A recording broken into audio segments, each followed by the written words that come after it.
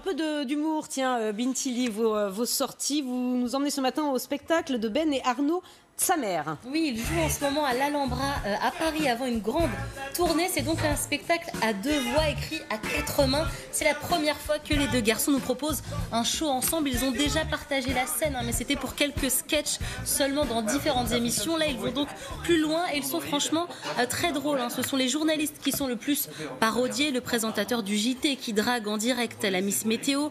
Les journalistes en duplex qui ne savent pas où ils sont, qui ont des problèmes de liaison ou qui font des jeux de mots inappropriés. Bref, c'est hilarant.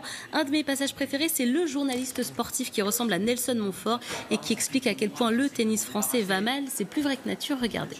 Je vous interromps, Ben. Malheureusement, nous venons d'assister à l'instant même à l'élimination d'un premier Français. Malheureusement, qui s'est blessé à l'échauffement. Il s'est assommé avec sa propre raquette là, en voulant faire un service.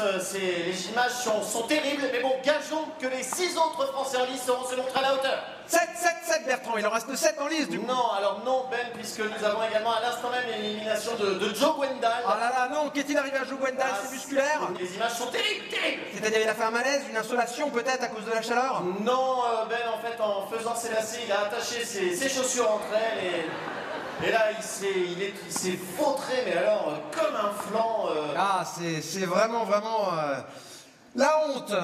Voilà, vous l'avez vu, Ben et Arnaud Tsamer se glissent dans la peau des journalistes politiques aussi qui animent des débats. Ça nous rappelle quelques personnes sur le plateau LCI. Se glissent aussi dans la peau des politiques qui utilisent pas mal la langue de bois. On a aussi un passage très drôle sur le festival d'Avignon avec une belle caricature du journaliste culture et du metteur en scène qui a un petit peu du mal à expliquer son projet. Notre duo remet aussi au goût du jour le sketch Le Train de Pau de Chevalier et Las Palais, mais cette fois, Pascal, en allemand, c'est délirant.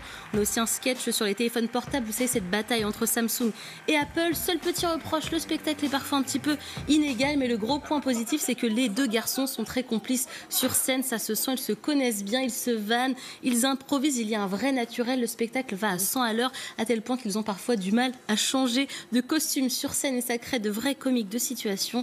Allez les voir, elles sont à l'Alhambra jusqu'au 9 mars et en tournée dans toute la France, du côté de Tours, Nantes, Angers ou encore Lorient.